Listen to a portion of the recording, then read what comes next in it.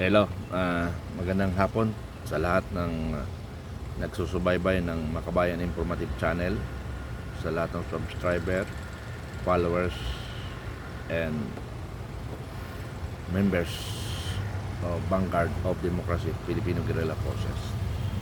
Kahapon, kanina, hinarang ako sa kampo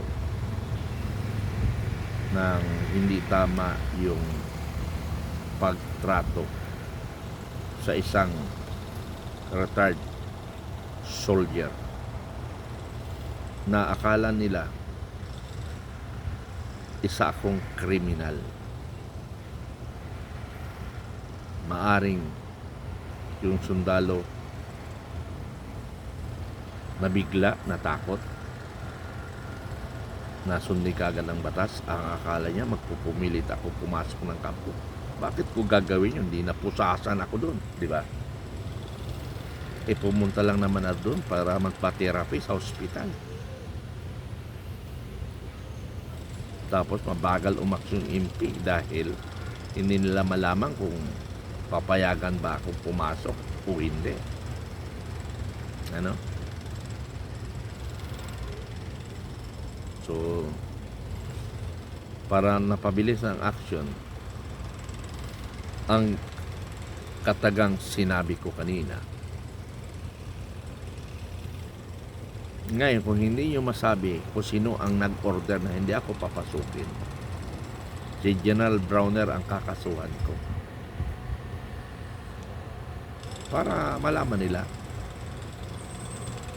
So, dahil doon sa ginamit kayo, no, pinapasok na ako sa kampo. Kaya nga lang, may escort na MP. Hindi na natin question, that is a regulation of the camp. Pero hindi ka papasukin, ano ang batas over doon na hindi ako papasukin? Ano ang violation sa batas? Yun yung tanong ko doon sa kanila. Kaya yun ang ikakaso ko sa kanila. Pagyurak sa aking pagkatao na ang kriminal na dapat nilang hinuhuli, mag-withdrawal of support sa kanilang paniniwala na wala ng moral ascendancy na magpatuloy bilang isang namumuno sa armed forces, ay pwede nilang gawin yun. Colonel Mungaw nga, ginawa niya eh. Biruin mo, si Colonel Mungaw, na alam niya 18 months prior or 1 year prior, dapat nag-aasikaso na siya ng retirement. Sa May this year, magre-retired na siya. Pero hindi siya nag-ayos ng papel. Dahil ang alam ko, sa aking pagkaalam, sa aking pagka-obserba, siguro doon nag-ugat ng hindi siya napasama sa promotion doon sa dahil napasukan siya ng election ban. Pero okay, naintindihan niya. Sabi niya nga, collateral damage siya. Pero ang tanong, before the election ban, bakit hindi nila ini-recommend? Sa class nila, Colonel Mungaw, Lieutenant General na ang class nila. Lieutenant General na. Si Lieutenant General Lagamon. Class 92 yon. Lieutenant General siya, isang Colonel. Wala naman problema. Marami nangyayari naman yan eh. Ang tanong lang doon, maaring griping siya. So, tapos nakita niya may problema ang bansa. So sabi niya, sobrang politika sa armed forces, sobrang politika ang gobyerno. Kaya ito, magulo ang ating bansa.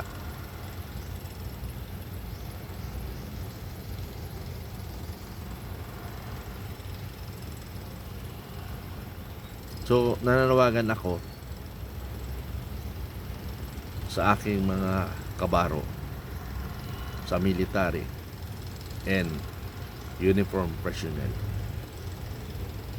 Huwag tayong sumunod sa illegal na utos. Alam niyo yung mali at tama. Because you are the one to sacrifice.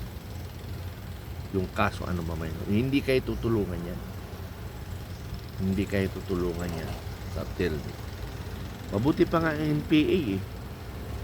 Pag nagka-problema, ang grupo nila, lahat sila suporta. Pero sa MUP, hindi kanila tutulungan eh. Yun ang pinagkaiba ng MPA at saka sa nasa gobyerno. Walang pundong nakahanda para sa mga tapat na nagsiservisyo, para sa lahat ng tapat na nagbibigay serbisyo sa publiko. Walang hinanda na anumang budget. Kaya ikaw yung magsasacrifice.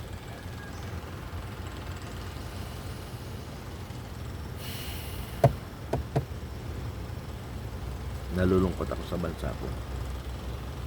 Pero sabi ko nga sa inyo mga kaibigan,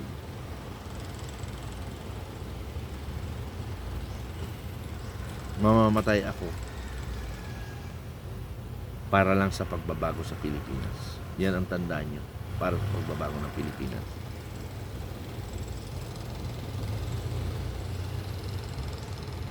Sundin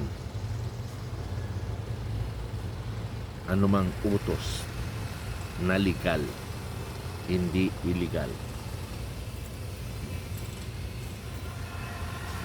Kaya mga kaibigan, para hindi kayo magka-problema in your retirement, huwag kayong basta-basta susunod ng utos. Hindi kayo papatay niyan. I-relieve lang kayo. Ganun lang yan kasimple.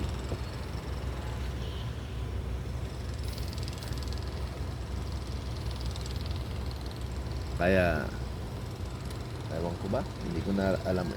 Minsan nag-high blood na lang ako. Gusto ko lang magwala sa nangyayari sa ating bansa. Kaya lang yung ibang kasama natin, ayahay lang.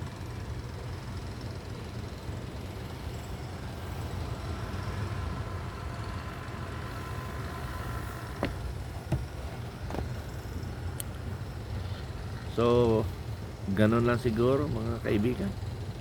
Patuloy lang tayo. Magserbisyo tayo. Pero sana, hiling ko lang para matulungan nyo naman kami. Like, subscribe, and share all my vlogs para magising ang lahat ng Pilipino. And most especially doon sa mga kamag-anak nyo na pulis at sundalo. Kasi yun lang man lagi ang kinokontrol nila, yung pulis at saka sundalo eh. Yan ang gusto nilang gustong gamitin, ang sundalo at pulis sa kanilang maitim na balak sa bansang Pilipinas. So, babalik tayo. Pwede ba yun? Kasuhan natin ang Pangulo ng inciting to sedition.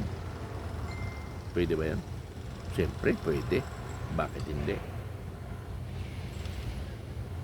Taong bayan ang magkakaso eh. Di ba? Taong bayan ang magbabawi ng kapangyarihan na ipinatong natin sa Pangulo ng bansang Pilipinas.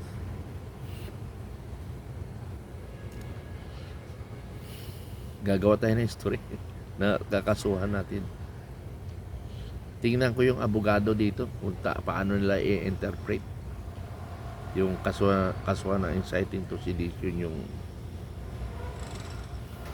yung Pangulo ng Pilipinas. Tingnan lang na natin. Tingnan natin nga kung ano yung mga definition inciting to sedition. Kasi marami nang matalino ngayon dahil sa Google eh. Inciting to sedition. Bagal kumilos. Ito sa Tagalog. Ang inciting to sedition sa Tagalog ay tinatawag na pag-uudyok sa sedition. Ito ay isang krimen sa ilalim ng Artikulo 142 Revised Penal Code. Narito ang mga detalye ng kahulugan dito. Pangunahing kahulugan, ito ay paghihikayat sa ibang tao na magsagawa ng sedition sa pamagitan ng mga talumpati, sulat, lathala at mga sagisag tulad ng bandila o karton. Sino mang nakagawa nito, ang isang tao ay maaaring makasuhan nito kahit hindi siya direktang lumahok sa aktwal na kasulukuyan o pag-aasal basta't siya ang nag-udyok sa iba. Mga layo ng pag-udyok, mga layo ng pag-udyok pukawin ang galit ng mga tao, labanan ang pamahalaan o mga opisyal nito. Gambalain ang kapayapaan ng komunidad o kaayusan ng gobyerno. Hikayatin ang mga tao ng pagsama-sama para sa illegal na layunin. Hindi kami illegal. Legal ang layunin namin. Pigilan ang mga opisyal sa pagtupad ng kanilang tungkulin. Parang lumalabas doon na sa gobyerno kay. Sedition, pagkakaiba ng ibang krimen. Sedition ang aktwal na pag-aalsa ng may dahas o gulo. So may dahas at gulo bang nangyari? Wala naman, di ba? So paano ma-charge mo ng inciting to sedition? Di ba? So very clear 'yon. Walang dahas. Walang dahas na ginamit tayo. So paano mo masabing inciting to sedition? So yun. Maraming salamat kaibigan. Patuloy tayo.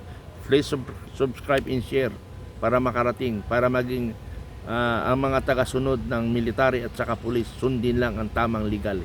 Hindi kami maghinakit because that is your mission. Pero yung sumunod kayo sa illegal order, yun yung masama. Hindi tayo magkakaintindihan. Tandaan nyo, lahat tayo ay mag-retire. Salamat.